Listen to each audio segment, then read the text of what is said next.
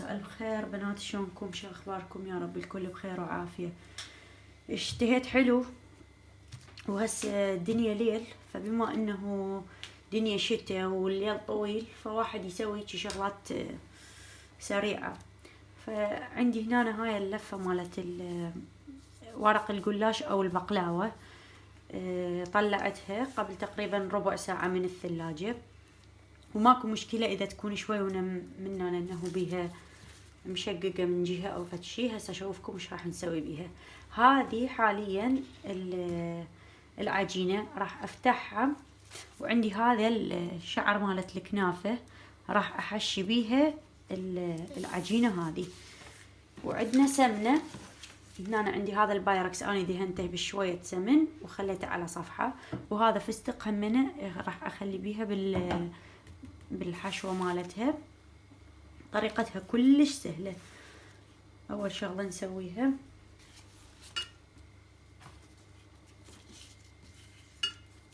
هنا اني ذوبت سمنة من تقريبا ملعقتين كبار مالت اكل وجهزتها. ناخذ ورقة وحدة، طبقة وحدة من عندها،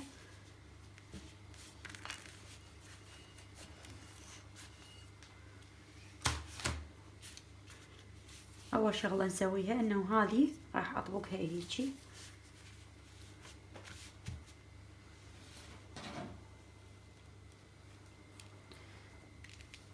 اول شغلة اسويها راح ادهنها شوي، اخذ من السمنة بالفرشة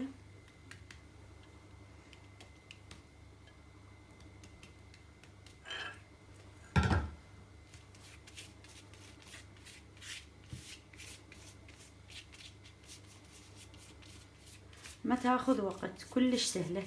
اني فتحت الفرن هسه على اعلى درجة،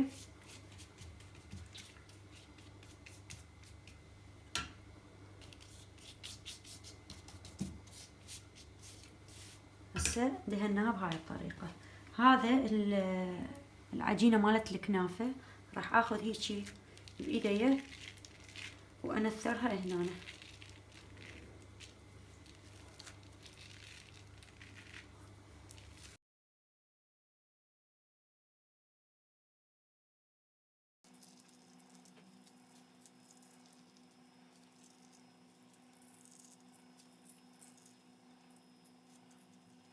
نسويها بهاي الطريقة.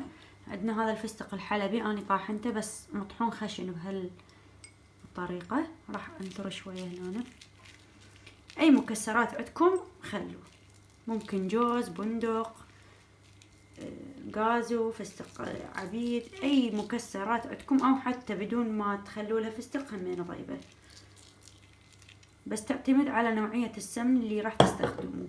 حاولوا من تستخدمون نوع سمن استخدموه نوع طيب ويكون حيواني اطيب. هسه راح نلفها بهاي الطريقة.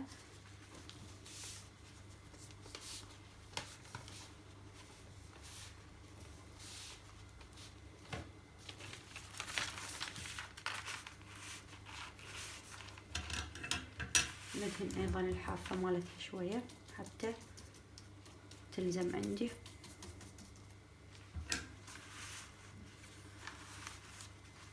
صارت عندي هيك رولة بهذا الشكل. راح اشيل النايلون هذا وابدي اقطعها.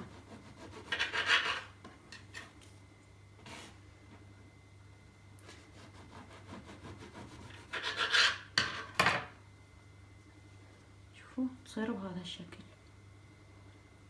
واجيب البايركس واصفطها بهالشكل.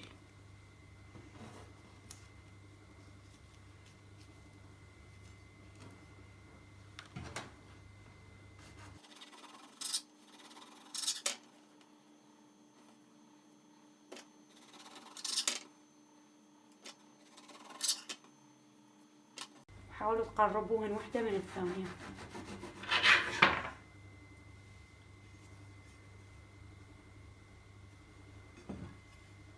صارت عندي بهذا الشكل. راح اكملهم كلهم بنفس الطريقة واشوفكم بعدين قبل لا افوتهم للفرن.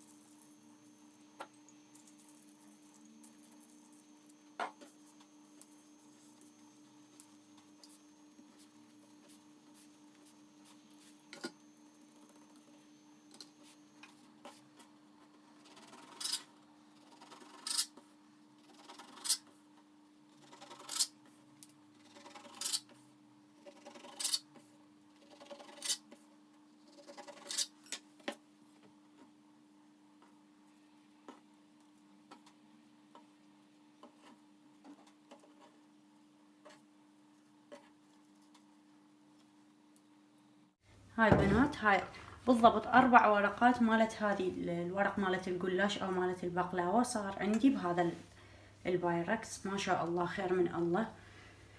هسه هنا عندي بقية هذا السمن.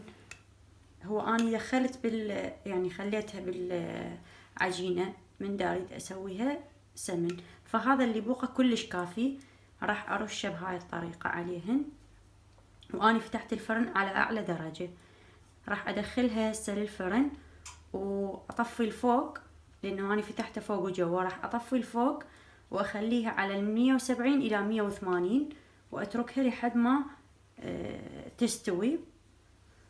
واني مجهزة شيرة باردة، هي طريقتها كلش سهلة. مجرد انه كوبين مالت شكر نحط عليهم كوب تقريبا مالت مي، ونص عصير مالت ليمون، ونتركه على النار تقريبا 10 دقائق ونطفي عليه. لازم هي من تطلع تكون حارة والشيرة تكون باردة. هسه راح ادخلها للفرن هسه بعد ما خلصناها ودهناها بالسمن. صارت بهالشكل هذا. ادخلها للفرن اشويها وارجع لكم. بنات هاي رجعت لكم بعد تقريبا ربع ساعة. اخر 5 دقائق، يعني خليتها 10 دقائق على بس الجوة لحد ما استوت الجوة مالتها. بعدين فتحت الفوق بس على مود تحمر الفوق مالتها. هسه بعدها كلش حارة. هسه توني طلعتها من الفرن وعندي هذه الشيرة قلت لكم باردة. راح اخلي عليها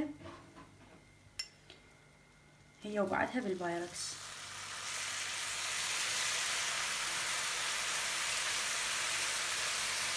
الحلا انتو حسب رغبتكم، اذا تحبوه كلش حلوة زيدوا الشيرة مالتها.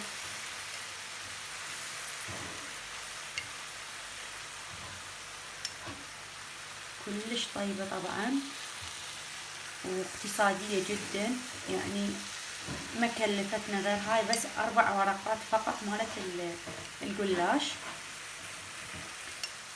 وشوية العجينة مالت الكنافة. وما بيهن خاشوقة مالت اكل كاملة مثلا او خاشوقتين مالت الفستق الحلبي اللي خلينا هي. يعني اذا تريدون تحسبوها وتريدون تشتروها من برا تكلفكم كلش مبالغ ما شاء الله، خصوصا جماعة اوروبا. يعني مثلا كيلو البقلاوة اللي هنا جماعة اوروبا يعرفون بيش توصل 40 يورو و50 يورو على كيلو البقلاوة، خصوصا انه هاي الحلويات الشرقية تكون كلش غالية.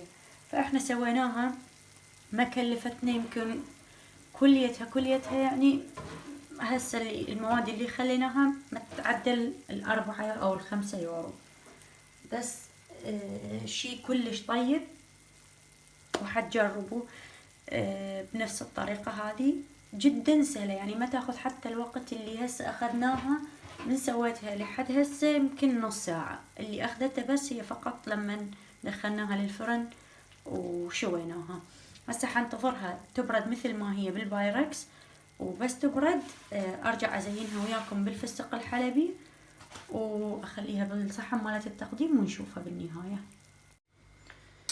هاي بنات خليتها بالبالكون بس بردت ورا ما خليت عليها الشيرة، وهسه راح ازينها بالفستق الحلبي.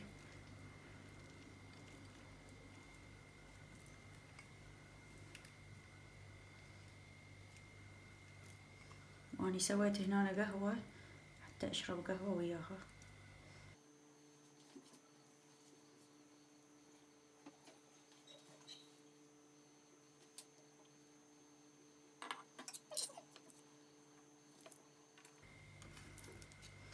شوفوها بنات.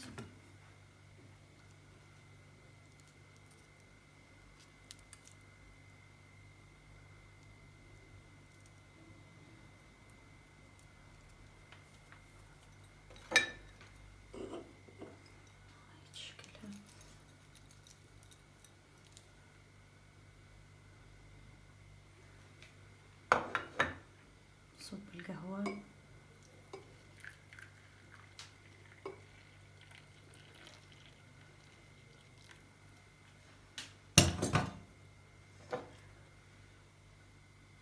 خلي اذوقها واسمعوا صوت القرمشة مالتها.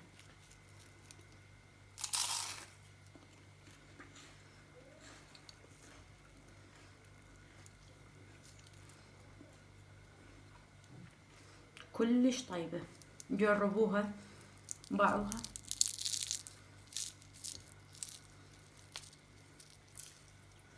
حلا كلش طيب، واللي يشوفه هيجي ما يصدق انه احنا كملناه بربع ساعة او ماكسيموم نص ساعة لحد ما برد وقدمناه. جربوها وان شاء الله تعجبكم، وعلينا وعليكم ان شاء الله بألف عافية. اشوفكم في فيديو جديد ان شاء الله. مع السلامة.